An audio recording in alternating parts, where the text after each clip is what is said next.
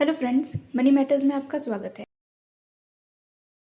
आज मैं आप लोगों के साथ इन्वेस्टमेंट के बारे में बात करना चाहूँगी। What is investment?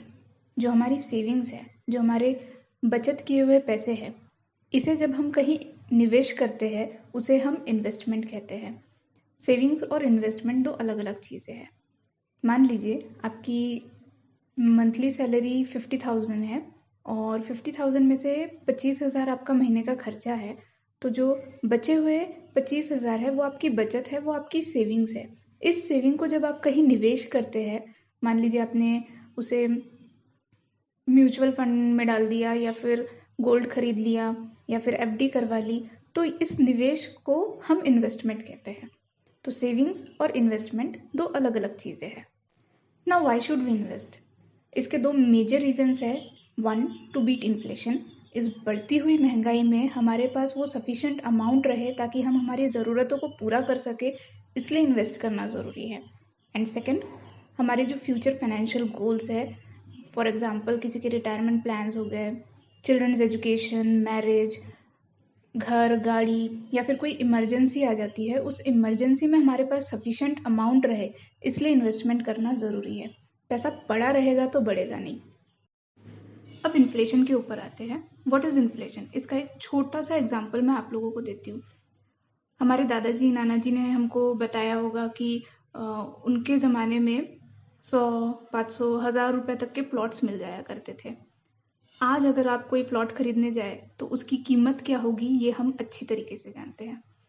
तो ये जो प्राइस ऑफ डिफरेंस है ना, उस वक्त में और अभी के टाइम में, इसको इन्फ्लेशन कहते हैं। और इस इन्फ्लेशन रेट को बीट करने के लिए investment is the one option. Now where to invest?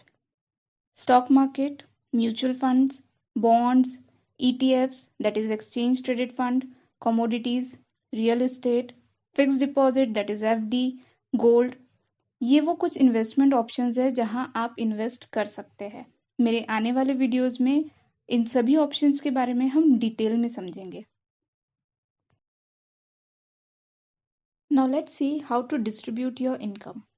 Income minus expense is equals to investment. आपकी जो भी सैलरी और इनकम है उसमें से आपने आपके खर्चे निकाल दिए। अब ये एक्सपेंसेस कैलकुलेट करने के लिए दो कैटेगरीज इन्वॉल्व करेंगे। एक, आपका बेसिक खर्च, for example electricity bill, monthly grocery, petrol expense, house rent etcetera. मतलब कि वो खर्चे जो हर महीने कंफर्म्ड आपको पे करने ही हैं, प्लस आपके नीड्स एंड वांट्स।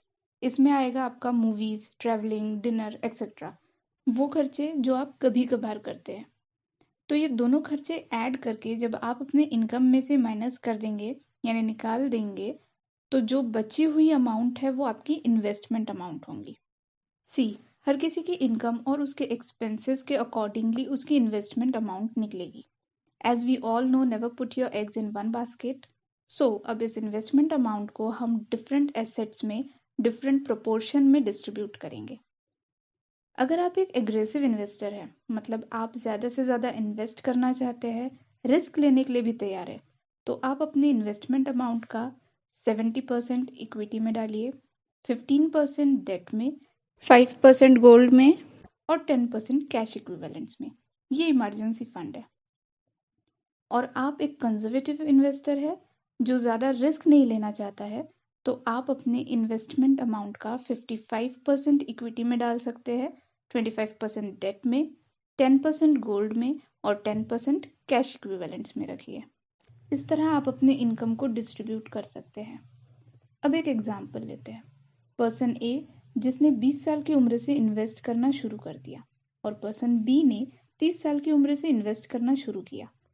काफ़ी ऑब्वियस है कि पर्सन ए की रिटर्न्स बी से ज़्यादा होंगे, क्योंकि ए ने बी से 10 साल पहले से इन्वेस्ट करना शुरू कर दिया था।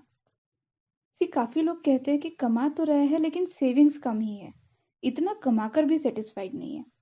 क्योंकि एक तो सेविंग्स कभी नहीं बढ़ती, सेव किए हुए पैसे जब इन्वेस्ट करोगे तब वहां से आपके रिटर्न्स निकलेंगे।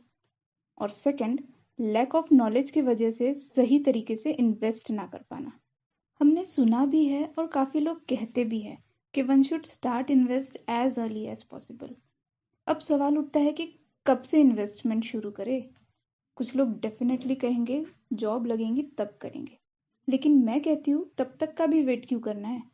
एज वी ऑल नो हमको पॉकेट मनी भी तो मिलती है, और अगर आपकी पॉकेट मनी से कुछ पैसे बचते हैं, for example per month 1000 rupees आपकी पॉकेट मनी है और 500 रुपये आप सेव करते हैं, तो ये 500 रुपये से म्यूचुअल फंड की आप एक SIP स्टार्ट कर सकते हैं। पेरेंट्स ने भी अपने बच्चों को पैसों का महत्व समझाना चाहिए।